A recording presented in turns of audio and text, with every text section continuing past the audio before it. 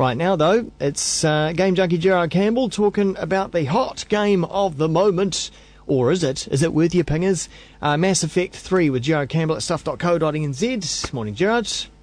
Morning, Glenn. How are you? Very well. Hotly and highly anticipated Mass Effect 3 finally has landed. Yes, finally. Yes, it's 5 years, well, 5 year trilogy with Mass Effect 1, 2 and 3, and now we're, this is the end of the Commander Shepard trilogy, I believe. Mm-hmm. So yeah, it's the end of a era, I suppose. Yeah, but hotly anticipated by many people. Yeah. Many fans.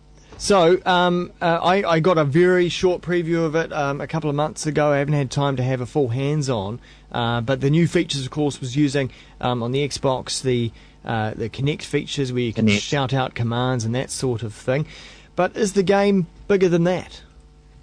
Oh, look, it is. I mean, the Mass Effect games have been, one of that series that, I personally, and probably a lot of other games, you actually do develop relationships with the other characters, guys like Garrus and Liara and Miranda and all those sorts of characters that, because you actually, if you played the entire series from 1, 2 and 3, you've sort of developed really strong relationships with these characters. And for those of us that have played Mass Effect 2, the final push in the Mass Effect 2, you either got through that final battle with all of your team intact, or you might have lost, depending on the choices that you made during that final battle. You may have lost 1, 2, 3 of those characters from that squad. Yeah. And they don't come back in Mass Effect 3. So it detects what you've done previously in the previous version of the game. Yeah, it does. Pretty cool. And the really cool thing was that, that on the Normandy, which is the Commander Shepard's ship, is that, there's a board, a memorial wall on the Normandy that has the names of all the Alliance crew or, members that have died. And, I was scanning through that. Oh, yeah, there's the guy that I lost. He's lost. So, I mean, shed a tear, did you? Shed a tear, bit box of tissues, you know how it is.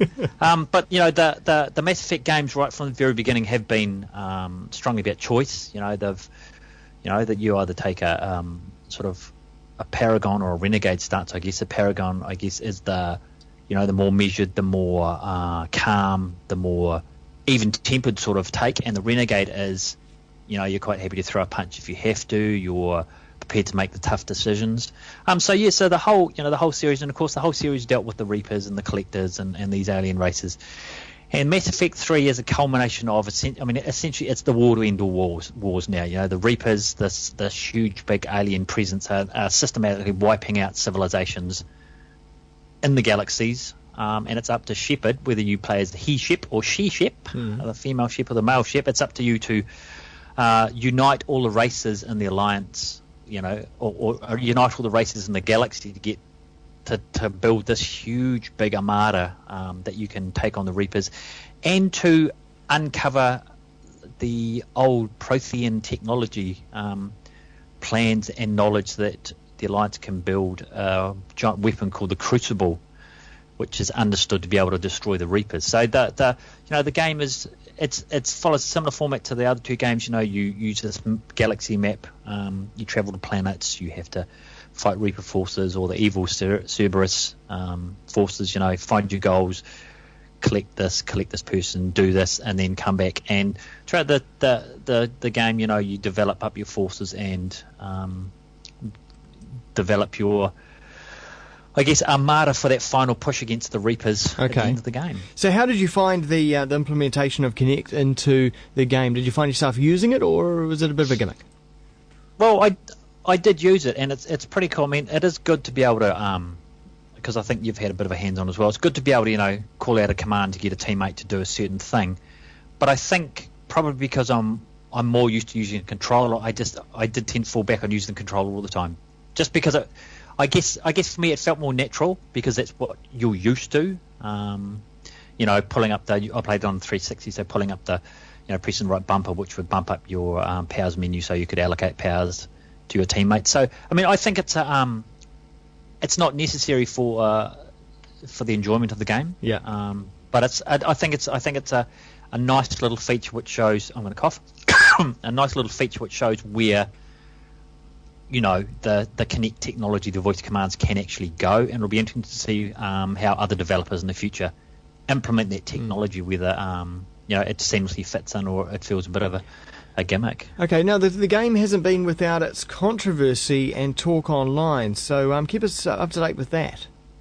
Yeah, well, there was a couple of controversies that were around it. The first one was before it was released, BioWare announced that they were going to release day one downloadable content called From Ashes, which lets you recruit a Prothean, which is one of these ancient races, a Prothean, to your team. So there was a lot of stink about that, but people saying, well, sounds as though it's content that should have been with the final game, and we've paid our $120 or $60 US or whatever for it, and suddenly we've now got to pay another $10 to do this content for this game. So that was the first thing. But I guess the biggest controversy has been over the ending, or the variations of the ending, depending on how you play it near the end.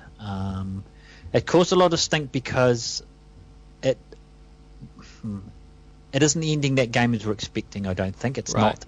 Isn't that the best kind of ending? The ending that you're not expecting? Yeah, exactly. But the argument is, and I think it's a pretty valid argument from a lot of people, that it didn't fit in with the whole choice, the choice and consequence thing that you used to the lead up to this. And so there's been a big uproar about it, and there's, just reading today, earlier, BioWare said, a week ago, they're saying, well, they wanted an ending which would get people talking. Well, it certainly has done that. Yeah. But I've even read that there's been some guy in the US who's taking EA and BioWare to the FTC or something, I think, because the game's not delivering on the promises that they've made, and now I read today that I think that BioWare, and because you've got people who are saying, the ending doesn't fit, we want you to change the ending, you should change the ending, I'm not going to buy any more BioWare games until you change this, till you do this. And now BioWare, I think, are saying that they may look at that. They're taking on board what people are saying. So the ending is certainly polarized gamers on whether it,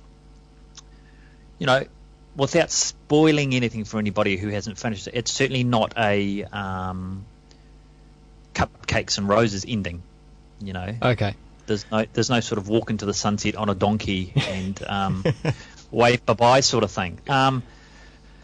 So this is going to be very interesting. It's going to be interesting to see where it goes. Whether BioWare actually do decide to we'll give you another ending, we'll do it as free DLC or what you do. I mean, and I guess at the end of the day, the argument is, and sort of the argument that I sort of do prescribe to, is that they've obviously finished it this way for a reason. This is how they've mapped it out. It's a big game, it's a big universe, and by the sounds of things, they really didn't even have the ending pinned down until late last year. So whether they ran out of time and suddenly had to come up with the ending, but for me, there was a lot of unanswered questions that would be nice to get some clarification on. Just certain things that happened in that ending sequence that sort of made you think, well, why did that happen? How did that happen? So it'd be nice to get a bit of clarification from BioWare. So whether that's through DLC or they're coming out and saying, yeah, this is why we did this. So it's certainly going to be, I think the next few weeks is certainly going to be very interesting on what sort of moves there are. But I think personally, apart from that, I think it was a brilliant series. Good. 1, 2, and 3, brilliant. It's a lot of people saying, oh, the last 5 minutes ruined the whole series for me. But no, it didn't for me. I think it's one of those series that I've actually, it's very hard for games these days to actually get you to give a damn about some characters, some of the relationships that you develop, and it's obviously doing something pretty right when a key character suddenly dies, doing something that you weren't expecting. Spoiler alert. Well, no, not really. No, it doesn't really, because I didn't name anybody. Yeah. But it's certainly. It does sort of make you question your decisions which you made, which obviously it's hitting you on an emotional level. Okay. So, I think it's well worth playing. Well worth playing. I look forward to playing it myself, Gerard. People can read more about Mass Effect 3 and all the other games that you've been playing and other thoughts on gaming up at stuff.co.nz, and also the Game Junkie 2.0 blog. Just search for that in Google. Thank you very much. Cheers. Thank you. Cheers. It's